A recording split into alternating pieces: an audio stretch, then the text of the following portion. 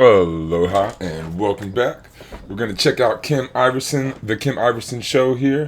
The left is dead. What and who will rise from the ashes? So I think she's kind of a right winger, and she's going to be talking to a left winger. So she's like one of the people. I don't necessarily agree with her all the time, but I like the way she does things because she like reaches across the spectrum to talk to people with different ideas. So here we go. Welcome to the Kim Iverson Show. Thank you all so much for joining us tonight. All right, tonight we're going to have an interesting conversation with somebody that you might not agree with, and that's okay. That's what we're here for. We're here to learn from each other, explore new ideas. I think I'm going to agree with them. I watched a little bit of this, but not all of it. Oops. We're going to be talking to Ted Rawls. He is a syndicated political cartoonist, columnist, Pulitzer Prize finalist, winner of the RFK Journalism Award, and the author of a new book called What's Left? Radical Solutions for Radical Problems, which is available May 1st. I like radical. Ted Rawls is a socialist, and he's got more socialist ideas. The book, however, is really about the breakdown of the left, the breakdown of, there's just on the left, as we've seen with the Democratic Party, it's in mayhem. They have terrible ratings. So again, the Democratic Party does not represent the left? A lot of people on the left, people who are left-leaning or Democrats are not even voting because the party sucks so bad. And so this is a breakdown of... And that's a big thing, what I'm saying about the Green Party. A lot of people on the left aren't voting because the Democrats suck so bad. There is no left to vote for, people think. But if you better... Instead of staying home, just go vote for a left party and show people that the left has a voice, that there is a left out there. Of what is the left? So the book has it's a play on words, right? What's left? So that's what's left of the left, the Democratic Party being in shambles, but also what's left, like what is leftism? And that is what we're going to be getting into today. What is leftism? For many of you that reject it, you say, I hate it, it's terrible, it's Marxist, it's communist, these people are just going to destroy America. Maybe you're right, but I think it's good to listen to somebody who comes from that world and hear their breakdown of what it is. Tonight, he's going to be going over some of the differences between communists, socialists, left anarchists, progressives, and others. There's many different factions of the left, just like there are on the right with libertarians and the corporate, the neocons and whatnot. There's various different types of right-wing people as well. So we're going to be breaking down the various different types of left, and also importantly, we're going to cover tonight where the two sides are the same. A lot of people just want to demonize the other. Any idea that comes from one or the other, they just automatically knee-jerk reaction is, I hate it. I don't want anything to do with it. It's evil, without actually thinking it through. And the reality is the true left and the true right, I would say the populist left, the populist right that has risen up since 2016, the Bernie Sanders and the Trump movement, have a lot more in common than they do differences. But a lot of that gets ignored. So tonight, Ted and I are going to go over the commonalities, the differences, and also the differences between the types of leftists out there and where the Democratic Party went so completely wrong. Ted Rawls, welcome to the show. Thank you so much for being here. Thanks for having me, Kim. It's good to be here. Okay, so let's first start off with the fact that you say that there's no real left political movement or party in the United States. There are some in other countries, but not here in this country. A lot of conservatives watching this show are going to disagree with you, Ted. And they're going to say, what are you talking about? The Democrats, they're all left. They're leftists, they're crazies, they're communists, they're socialists. What do you say to that? Well, I would say, I would ask them, do they think that the right is ably represented by the Republican Party? I would say that the MAGA movement kind of shows that many, many people on the right do not feel like the GOP, previous to Donald Trump, really represented the populist right.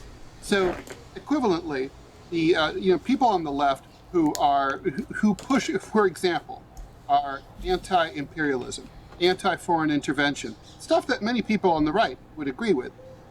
There's no home for them in the Democratic Party. The Democratic Party is a militaristic party that votes with the Republicans in favor of every single National Defense Authorization Act. They are completely in the pockets of corporate America. They take giant donations from transnational banks. This is not the party of the left. A party of the left would not have left the minimum wage at $7.25 since 2009, the way the Democratic Party has, Right. George a Bush party gave of the the left last raise would on that. would not have failed to push through legalized abortion when it had the chance to do so under Obama, when he had a 60-vote supermajority in the U.S. Right. Senate, Codifying and said it Roe wasn't a versus Wade. priority. The party of the left would be pushing for radical environmental moves. It would have moved to, for example, ban SUVs. Say that we can have cars with 50 miles per gallon minimum gas mileage. Why don't we have that? Because the Democratic Party has never pushed for that. Detroit wouldn't even really mind. They'd still be making money. So I can go on, but I think the problem is that the left has been defined out of existence in the media and in the spaces of like presidential debates and so on. I mean, you look at the last time Right, we have no someone who was representation. sort of a leftist We're Phoenix Energy. participated in a presidential debate was Ralph Nader many, many years ago. And he's not even that far left. He's definitely a leftist. But he's not even a radical leftist. Bernie Sanders is about as far left as it gets these days in mainstream politics. We saw what the Democratic Party and the DNC did to him not once, but twice. And basically, what are his politics? The same as George McGovern's or Hubert Humphrey's in 1968. Identical. No difference whatsoever. And he supports and voted for funding of Israel's war in Gaza and so on. I mean, so the Democratic Party under Joe Biden, who's the last time we had a Democratic president, supported Israel in bombing Syria and Gaza and invading the West Bank and so on. A leftist party is in favor of Palestinian liberation, and it's in favor of national self-determination by all peoples around the world. A left-wing party does not want to spend hundreds of billions of dollars of U.S. taxpayer money on 800 plus military bases around the world while we have people sleeping outside. The party of the left is not going to be content with 13 weeks of unemployment benefits when you lose your job, when the average time that an American is out of work when they lose their job through no fault of their own is over a year. I mean, the point is that these are, we can argue, and leftists do argue about what the left is. But what the left certainly is not is the Democratic Party. Right. Now, what's happened in the past historically is that the Democratic Party used to rely a lot on its left wing, the people who to the left of it, for its ideas. And again, we can sort of look at an analogy here. If you look at the intellectual right and all the energy that comes into the Republican Party in terms of new ideas, new personalities, and all those, they come from outside the GOP. They come from intellectuals on the far right. And then the sort of most mainstream ideas, the ones that are viewed as most likely to prevail, they kind of get poached by the mainstream conservatives in the GOP. Well, that's how it used to work for Democrats. The New Deal, it was mainly poached from a bunch of left-wing ideas. I collect political buttons. I have political buttons from the Communist Party from the 1920s that say, hey, we should have unemployment insurance. FDR comes along in the 1930s and says, in a depression, hey, we should have unemployment insurance, and rips off the socialists and takes a bunch of their ideas. That was pretty much the deal until the I wish the Democrats would still do that. 1960s. The new Rip off left the was left. still feeding people and ideas into the Democratic Party. But starting in the 1970s under Jimmy Carter, but particularly once the Clintons came into office in the early 90s, they completely revolutionized the fundraising process of the Democratic Party and decided to kneecap and cut loose anything that smelled of the left of the Democratic Party. It became about control. They would rather lose with Hillary Clinton than win with Bernie Sanders. Donald Trump himself said that Bernie would have defeated him. He was much more worried about Bernie than he was worried about Hillary. But what happened? The DNC is absolutely determined to keep the left out. And you see this on the editorial pages of the New York Times and other places where Democrats hold sway. It's it's not really an intelligent move, and I suppose we'll get to the problems with the Democrats later on. But So again, this is why the Democrats are unacceptable to a leftist, because the left is unacceptable to the Democrats. that's why you're kind of like, it's important for us on the left to define ourselves, to say, hey, we're real. We're here. We're Americans. We care about the country just as much as everybody else. We exist. And according to the Gallup poll, and you can look this up, they ask every single year, the Gallup poll asks Americans, do you have a favorable view of socialism and or capitalism? Every year, about 40% of Americans say they have a favorable view of socialism. Some of them, there's some overlap, and say they also have, some of these same people also have a favorable view of capitalism. But the point is, this is a country that's been through 2 Red Scares, McCarthyism. There's no left-wingers allowed to basically be in the Congress or to be on the editorial pages of major newspapers or on cable news.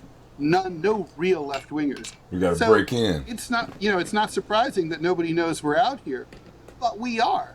And a lot of us would be more likely to vote.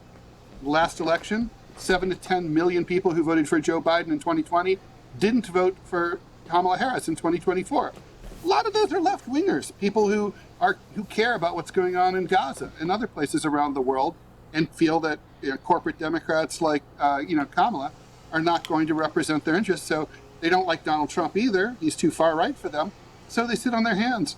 Some of them voted for Trump in 2016 because they agreed with his policies on trade, and they agree with economic nationalism, which is also traditionally has been a thing that left-wingers cared about too. American jobs, America first, that was a left-wing thing, something that labor unions cared about, radical left-wing parties cared about. But, we're homeless politically, at least in electoral politics. Well, a lot of people who voted for Bernie Sanders ended up voting for Donald Trump. And so a question I have is, when you describe the populist left that rallied around Bernie Sanders, liked Bernie Sanders' policies, what is the difference in your mind between a populist left versus the populist right? Because there's a lot of overlap there. The populist left is real. There is some overlap, and sometimes I've been accused of being a Trumpy because, I'll say things like, hey, I don't think we should be funding Ukraine against Russia and so on. I think we should I want Trump and Putin to sit down and make nice. Lots of stuff like that, right? It's like, well, you're pro-Trump. No, it's not like that at all. The overlaps are putting the country first instead of global interests, right? Like, if you are, we might not like the nation state system, some of us who are internationalists on the left, but that's the system that we've been living under for 175 years. It's not likely to go away anytime soon, as long as we have it. I don't understand how, and I think many people on the right would agree with me, I don't see how, if a single American is having problems paying their bills, I don't see how we send a single bullet to another country, a single bag of food to another country. I don't understand why we do foreign aid at all when people in our own country aren't well off. If we have all our problems fixed, if Americans are, you get sick, you're not worried because you have a great healthcare system. If you're, not worried about sending your kid to college because it's free, everything's cool, all our problems are solved. Sure, let's start sharing with the rest of the world. But that's far from the case, right? So there's overlap. It's not a bad idea. The MAGA movement. How you really make America great, make sure every citizen here is taken care of before we do anything anywhere else. I could dig that. Which I think is descended directly from the Pat Buchanan branch of the Republican Party, the America First branch. They also have some similarities. I've often read Buchanan's old magazine that he co-founded, right? American Conservative. And I'm like, wow, I agree with like 75% of this. Yeah. And it's like, that's weird. I could probably write for it and probably get along great. Because it's also like that skepticism of foreign interventionism. Like most of the time when we're picking sides in foreign conflicts, we don't know what the hell we're doing. We end up, either through stupidity or evil, choosing the wrong side, and getting destroyed. I mean, we're talking this week. It's the 50th anniversary of America's defeat in Vietnam. The Vietnamese won. They kicked our butts 6 ways till Sunday. bunch of guys in black pajamas. They won. And like, we've never taken that lesson, right? We've never understood the hubris that led to that. We shouldn't have been there.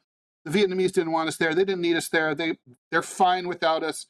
Now, we're welcome to come back as tourists. That's how it should be. And I think, there's overlap there. The differences, I think, are on issues of how you treat individuals. Like, for example, I think it's entirely possible to say, borders should be closed. And by the way, I agree that, you're not a nation state unless you guard your borders and you know who comes in and who comes out. Yeah. That's just a fact. That's not a left-wing, right-wing issue. That's just history. What is a nation state? It's a plot of land where the people who live there can, by force of arms, decide who comes in and who comes out, and they can protect it. That's what it is. And so you don't have that if you have millions of people crossing without permission.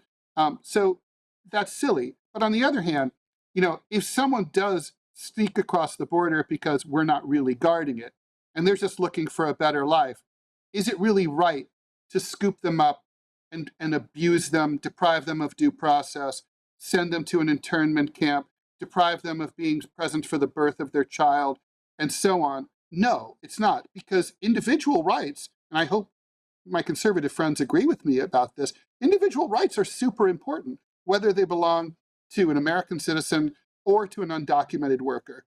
And I think that there's a need. I mean, I think the big gap between left and right, as I see it in this country, is in this idea of what you're entitled to as a citizen.